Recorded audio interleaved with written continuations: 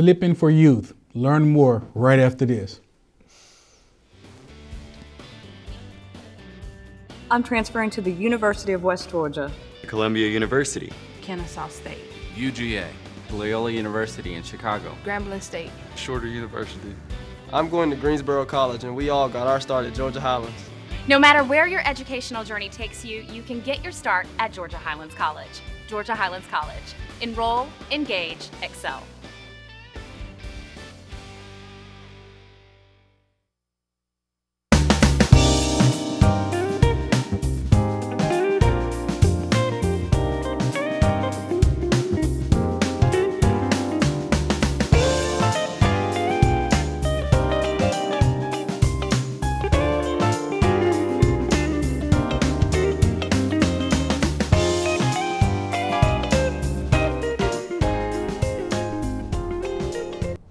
Welcome to Community Watch.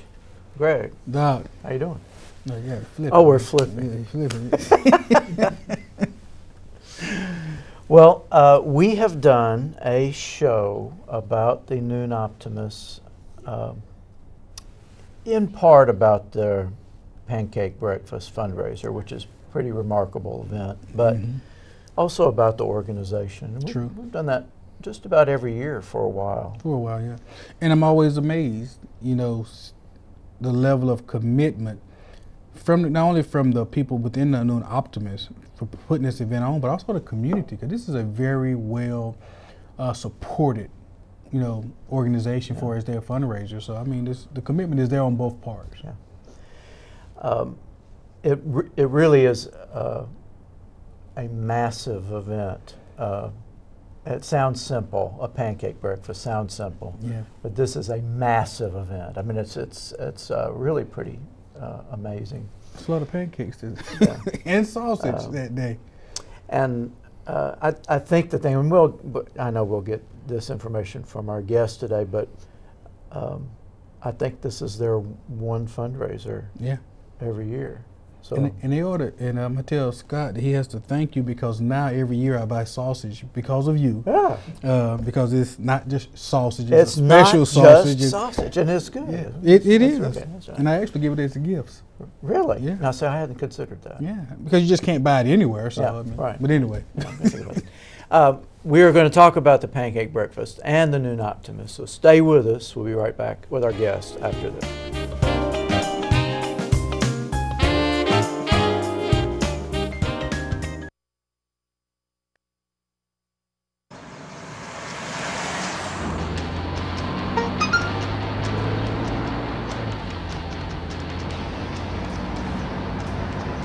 The average text takes your eyes off the road for nearly 5 seconds.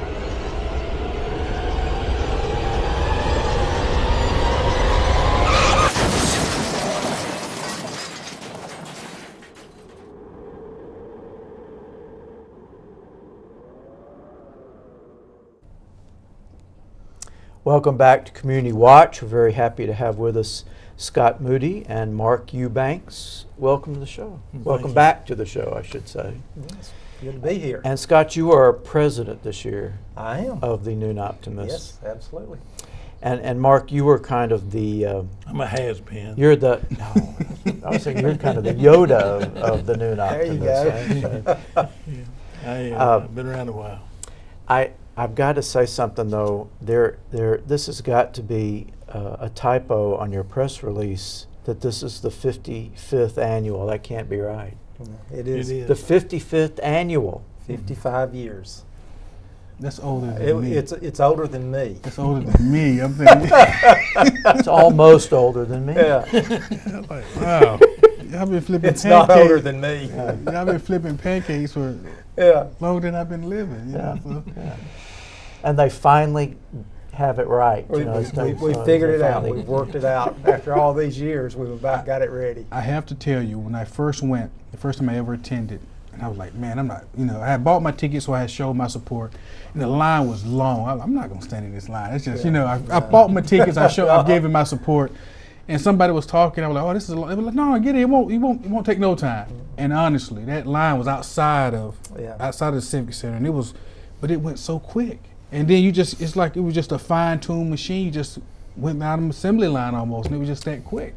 And so y'all really do have it down packed as a science. We have being a club that's been around since the late 40s. We've had a lot of very organized members over the years who have gotten things efficient, and then we have a lot of very efficient members who follow along with that. So it does. I mean, it runs well. You know,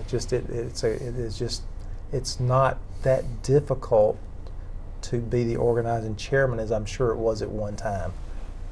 But you are not responsible for this year. I can say it's not difficult this year. Yes, I was in charge last year. It was the most difficult year in the history of the program. Last year.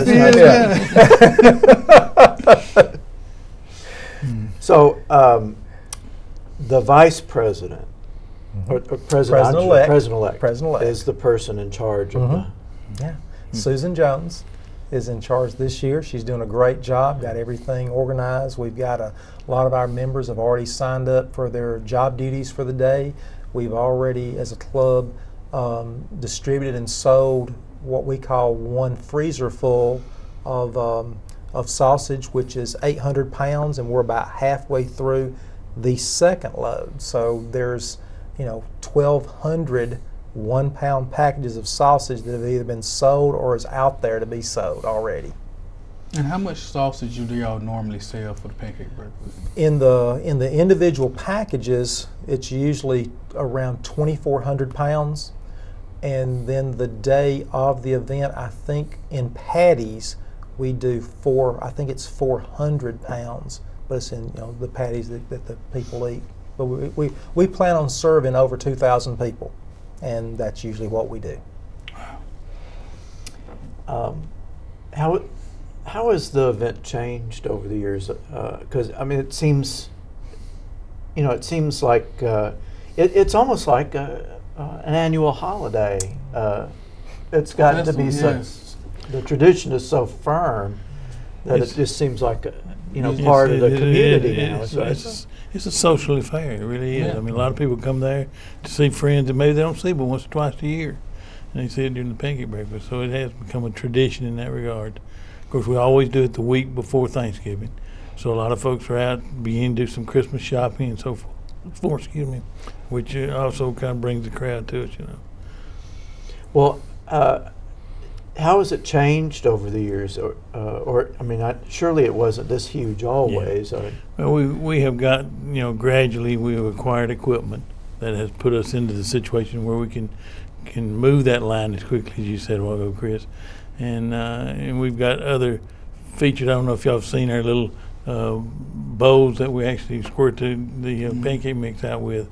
We came up with those about 15 years ago. They make a perfect pancake every time. So they're all the same size and unique. And so there's a science here. Yes, sir. Yeah. So y'all own all of this? Yes, sir. We own all this equipment. And in its infancy, I mean, we have a book which tells the history of our club. In its infancy, it started out in a restaurant on Broad Street. Boondock. Yeah, Boondock. that was the first few years it was there, and it just outgrew it. That was the name of the restaurant? Yeah, many years ago, it was named Boondock, and 55 years ago. Yeah, I think 55 years ago. The president that year was a fellow by the name of John Proctor, who's a chiropractor. He's passed away now, but he was president of the club at that time too. Wow. Well, it is a huge operation, and it's really impressive just to sit back and watch, even if you're not having breakfast, which of course you'll have to have breakfast, but just to watch the operation is impressive. Last year, some of your workers who were not working in the serving room, but were out the tables, the dining, kept bringing me more food. Yes. So it was like not only do you go to eat breakfast, they want you to continue eating breakfast as long as you're there. Yeah. We're fortunate over the years. We have members. Most of our members will show up that day and help with the pancake breakfast, but also because our mission is youth, We have several youth groups that it's tradition for them to also assist that day. We have some of our junior Optimist clubs, which are 2 of our local high schools. Usually girls involved with the basketball team at Shorter has been traditionally helping us for the last few years. So they will assist and do community service projects as part of this event. Let me ask you a question, because I know there's pancake breakfast out there, but besides the history, what is one of the things that makes y'all so unique? Why do you think it's so? I mean, I know it's the youth, but it's something else. Yeah. What do you think that is, Scott? I think the fact that it's, of course, been going on for 55 years, we've built a loyal following in the community. The community believes in what we're doing. They see what we do. They know we're coming to them one time a year. We're not constantly with our hand out, but one time a year for one event, we're going to do all our projects and pour all that back into our community, into our youth. I think the community knows that, appreciates it, supports it. I think the event itself is it's the place to be. We have 3 guys that they're the first in line every year, and it's like Mark was saying. I mean, every year there's people that have come in and they know they're going to that event. We have people that come in and say, "Okay, I did this as a youth, and now I've got my grandchild with me." Mm. So it just rolls on as a community. It's more of a community event than a fundraiser. Yeah. One thing you'll find out too is the members themselves really appreciate the situation that we only have one fundraiser per year. So they're not involved in 10 different fundraisers to try to raise. I can tell you, as a member of a non-profit organization. Yes, it's very uncommon. That is wonderful to be able to just Yeah. say, this is the one time we're going to fundraise and that's it for the year. I mean, that really, and that gives you more time to actually do. It does. Mm-hmm. It's I said, it's been one of the big selling points for our club. We are the largest Optimist club in the state of Georgia. Wow. I think we have a very activist community, a lot of people involved. We have a very active community in a lot of organizations. A lot of our members, like others, are in a lot of other different things.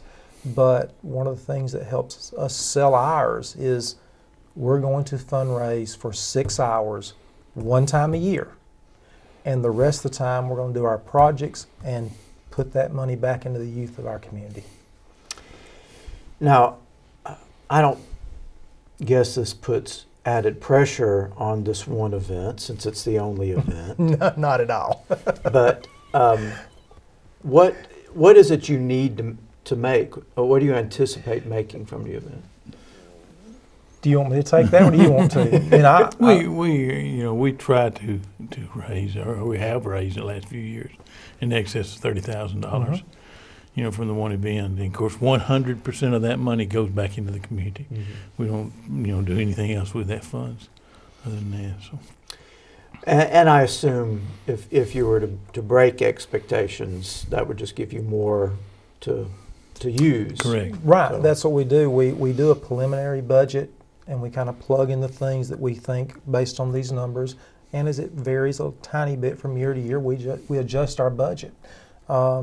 But it does. We put that money back in. Of course, also the advantage of 55 years with lots of dedicated members, you build lots of great relationships with local businesses. So we have very, very, very little overhead. Almost everything we use is donated to us. That's even better. Yeah, I mean it is. It's because, but again, those relationships are built over time. We try to make sure we thank the people that support us. We try to communicate with them what we're doing with what they provided for us. And so, our members that have been in the club for a while make sure the younger ones realize that's part of it. That's why it sustains. So really, when you said earlier, Mr. Eubanks, it's a social affair. It really is. I mean, Yes. it's operated through the New Optimist. Yeah. But really, it's community support that makes it possible, and those funds turn around and come right back into the community. That's So correct. it really is a community event. Yes, I mean it absolutely is. It is. Even our members don't really look at it as a fundraiser. I mean, a lot of our members look forward to that day. They have a great time. a lot of our members, they've been doing the job they're doing. They've been doing for years. They love doing that part, and then For 6 hours. Yeah, and you do, and you see them come in with their kids, and they'll help along and stuff. So it goes like that. Well, we've got to stop for a break. When we come back, much more about the Noon Optimist and the Pancake Breakfast. Stay with us.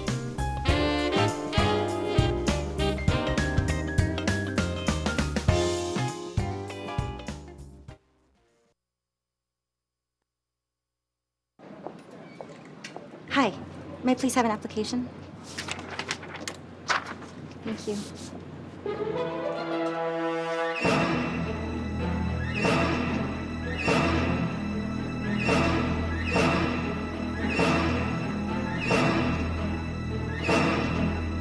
Skip the drama. Get your diploma. Okay. Take that first step towards a better future. Find free adult education classes at finishyourdiploma.org. Welcome back to Community Watch. We're talking with Scott Moody and Mark Eubanks of the Noon Optimists, and in particular about their pancake breakfast, which is coming up November 21st. So pretty soon. Saturday before Thanksgiving. Saturday before Thanksgiving. Always. So you can kind of get primed for Thanksgiving with the breakfast. You know, you need to put yourself in training for a serious eating period. Well, we need to have a contest, man. I see another fundraiser here. So, have you ever counted the pancakes? No. No? I was thinking. No, I don't want to either. I can tell you how many pounds we might Yeah. So I'm assuming y'all have all of that, like kind of, it's like a science, like you know exactly how much batter, how much of everything. Yes. Yeah, I mean, again, we've been doing the event. We know that approximately 2,000 people are going to come through in some form or fashion, either through the line, through the drive-through, carry out, whatever. It's going to do that. So we know it's that. And that's about the limit of what we can serve too. So it kind of takes care of itself. So we have a pretty good idea of what we need in the time frame we have. You know what I'm thinking, but not only, but I mean the tickets are what's amazing to me. That you say you raised sometime excess of 30,000, but the tickets are not expensive. I mean, I know in today's fundraising, you know, you say a $6 ticket at the door. Yeah. Most people say, well, you can't make any money with that. So I mean, for y'all to raise $30,000 with a $6 ticket, I mean, you really have to have a lot of support from people. It's our sponsors. I And mean, the sponsors. if it wasn't for our sponsors, you know, we wouldn't be able to make it. We were doing. If we had to buy all the materials that we use and furnish it, there's no way, you know. And there's a lot of folks. Southeastern Mills has been a great partner of ours for many years, and that's where we get the pancake mix and so forth from them. And there's just a lot of good folks around here that help us.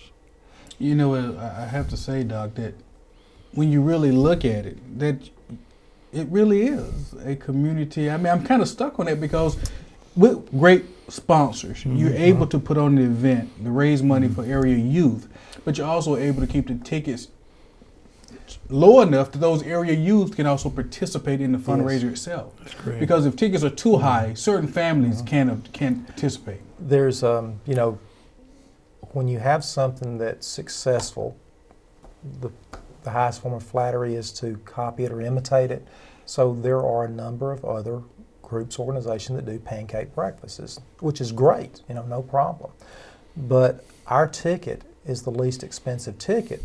And the reason it is the least expensive is because of our sponsors. Over those years, we've built those relationships to where this provides us, this is all profit. We're not having to recover expenses out of the price of our ticket. And you can eat it's all you can eat. All you can eat. If you walk in the door, we have pancakes, sausage, coffee, orange juice, milk, chocolate milk, soft drink. As long as you're willing to sit there, we're willing to bring you food. So the smart ticket is not to get the carry out. No, that would be it. The smart deal is to come sit down. Come sit down and just have at it. Yes. Because you really lose something, if you just get a carry out tray, you kind of But people's schedules are are busier now than they were years ago, and that's what we found is I think the carryout started, and then we have kind of a drive-through because there are people that's they just want to come on through and head on and get their day going with the things they have to do. That Civic Center really is a key too, because with the driveway behind it, you can make just a big circle, and we serve the carryouts from the back door. And the sausage is good. I mean, yes, secret formula. So can you catch me up on that? A quick history of how the sausage, because it's not just everyday you got sausage. That one. Many years ago, we had a member that joined our organization that was also a professor at Berry, and they had the meat locker out there, and he actually took his students and made a class out of our sausage pancake mixing. And then, of course, the students would actually do the processing of the meat to start off with, and we would actually come in as members and do all the grinding and put the special formula together the way we were. And that went on for quite a few years. Unfortunately, Berry did away with the meat lab and so forth, and we since then had to contract it out as far as the processing goes, but it's still our formula, that we use, and we've been very fortunate to find a sausage place that would do that for us, label it and so forth for us.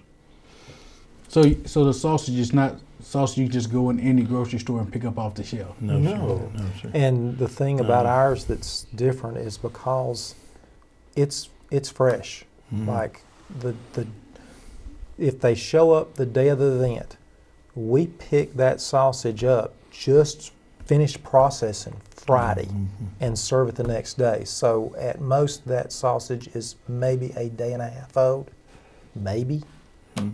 So it's fresh. And people can buy the sausage by the pound. By the pound. Yep. Freeze it, have it all year, and we have a lot of people that do that. I actually started doing that and giving it as gifts because growing up on a farm, it is. I mean, that kind of nostalgia for, and so I actually give it to gifts as people in my family. We've gone ahead and wrote you down for 100 pounds. Well, I don't need quite 100. But it is good. And I mean, but when you think about the cause, and it's something that you really do want to support. And then it's a fun event. It's not like one of those fundraisers where it's a drag. It's fun to be there because you're socializing and talking to people. So the tickets to the event are $5 in advance. Correct. $6 at the door that day. And if you want to buy sausage by the pound, it's $5. $5. And where can people find tickets? The easiest way is just contact any club member. They can also call me on my cell. In fact, last year that's what I did. I met several people out and about in the community and just took them tickets. My cell is 706-506-0037. We also have them available at the Visitors Center on Jackson Hill during their normal business hours. So that's convenient right in the middle of town, and you're right next door to where we're going to be having the event, so it's pretty easy to get to. And we'll remind folks of the number and location at the end of the show. I want to spend at least a minute or two talking a little bit about what you do with all this money, because that's a great deal to do with the success of the event, is because the money is so well used. And I know that the Noon Optimist have been regular contributors to our foundation camp in the summer, which we're grateful for. Yeah. But that's just one of many. One of a number in the local community. We basically balance it out between several different things. We have youth recognition programs that our club directly does, and we try to hit the different age levels. We have one for elementary kids we call Terrific Kids, 2 from every one of our elementary schools, public and private. We have a banquet for them, and the the teachers, tell all the great things about them. Then we have a middle school student of the semester program, and then we do a student of the month program for the high school kids. Then at the once a year we have our student of the year program, where we recognize the best in 3 categories and all around. Community service, which is what we are, and then something we call Life Hero, kids that overcame some obstacle in their life to be successful, optimistic about life. And that not only comes with a banquet, but we also provide some little monetary prizes for them to use as they continue their education. We have some contests that the Georgia District and the international organization sponsor along the way. Oratorical contest, an essay contest. We were very fortunate last year. The district, which is basically the state winner, was one of our local students, got a $2,500 scholarship and put it to go into Georgia Tech. So we have those. We have our own scholarship, and as I said, we have a lot of local organizations in our community that we support. Just some examples is Sarah Hightower Reading Program, Cops for Kids, the Foundation Camp, which you mentioned earlier, and Open Door Home. And so that and a number of others. But we just target things that touch kids. We have our own foundation too that we support. And we give away 2 $1,000 scholarships annually to a senior going to a local college. Yeah, I have to say one thing that I really like about the Optimist is that y'all do a good job of touching everybody in the community. Yes. That it doesn't appear that one segment is left out, that everybody benefits from the Optimist, and I think that's a great thing. That we strive for that. When we set up what we're going to do, we try to cover as much as we can in our community to reach as many kids as we can, and whether that's direct programs that we do, or funneling our support to organizations that are already directly helping kids. We try to balance that out and reach the kids. Well, one question I have for you, Scott, is once you complete your year as president, will you then become president-elect again? Probably not. But here's the thing, that our club, because of the way our club is set up, where you have a vice president and then your president-elect, then your president, then your past president, you kind of have members that grow into the role. It's tough. I mean, if any organization, you always talk, will you be president next year? And they're like, ugh. But no, will you do this, and you have some time to get ready for it. So that's been a positive. So actually, you're almost in a president's role for several years. Yeah. Not just doing it. You're very comfortable with the role by the time it's your time to take over. And then you have a great support system, because there's lots of people that have done those roles already in the club, so there's a lot to draw from. Well, we're coming up on another break. When we come back, we will tell you again how you can get your tickets to the Pancake Breakfast. So stay with us. We'll be right back.